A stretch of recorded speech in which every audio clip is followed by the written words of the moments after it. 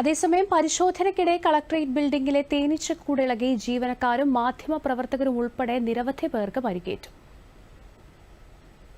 Saima S ചേരുകയാണ് കൂടുതൽ വിവരങ്ങളുമായി. സൈമ, എങ്ങനെയാണ് പോലീസ് നൽകുന്ന ഒരു പ്രാഥമിക വിവരം ഈ ബോംബ് ഭീഷണിയുമായി ബന്ധപ്പെട്ട്? ഒപ്പം തന്നെ ഈ പരിശോധനയ്ക്കിടെ തേനീച്ചക്കൂടിളകി നിരവധി പേർക്ക് പരിക്കേൽക്കുന്ന ഒരു സാഹചര്യവും ഉണ്ടായിട്ടുണ്ടല്ലോ.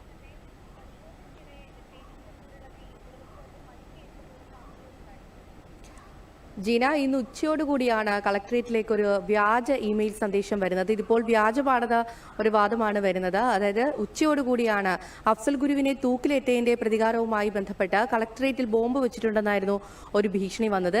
ഇതിന് പിന്നാലെ ബോംബ് സ്ക്വാഡും പോലീസും സ്ഥലത്തെത്തി പരിശോധന തുടരുകയായിരുന്നു. അപ്പോൾ ഇതിന്റെ ഭാഗമായി തന്നെ കളക്ടറേറ്റിലെ ജീവനക്കാരെ മുഴുവൻ ഒഴിപ്പിച്ച ആ കോമ്പൗണ്ടിനുള്ളിൽ തന്നെ മാറ്റി നിർത്തുന്ന ഒരു സാഹചര്യമായിരുന്നു ഉണ്ടായിരുന്നത്.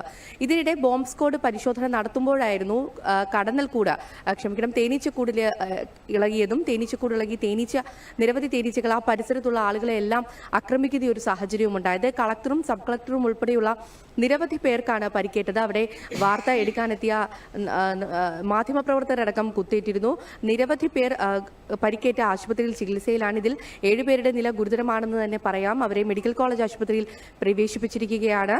ഏതായാലും വലിയ രീതിയിലുള്ള ഒരു ബോംബ് ഭീഷണി ഉണ്ടായി. അതിനുശേഷം വ്യാജമാണെന്ന് തെളിയുകയും എന്നാൽ അതിൽ കൂടുതൽ പരിക്കേറ്റത് ഇപ്പോൾ കടന്നലാക്രമണം, തേനീച്ച ആക്രമണത്തിലാണ് നിരവധി പേർക്ക് പരിക്കേറ്റിട്ടുള്ളത്. ഏതായാലും ഇപ്പോൾ ഒരുവിധം ഇവിടുത്തെ സ്ഥിതി ശാന്തമായെന്ന് തന്നെ പറയാം. എന്നാലും ആക്രമണത്തിൽ പരിക്കേറ്റവരുടെ സ്ഥിതി എന്താണെന്ന് ഇപ്പോഴും ആശങ്ക ഉളവാക്കുകയാണ് ജീന. ശരി, പരിശോധനയ്ക്കിടെ ബോംബ് ഭീഷണിയെ തുടർന്നുള്ള പരിശോധന തുടരുകയാണ്. പരിശോധനയ്ക്കിടെ നിരവധി പേർക്ക് തേനീച്ച കൂട് ഇളകി ആക്രമണം ഉണ്ടാവുകയും ചെയ്തിരിക്കുന്നു. സൈമ എസ് ആണ് വിശദാംശങ്ങൾ നൽകിയത്.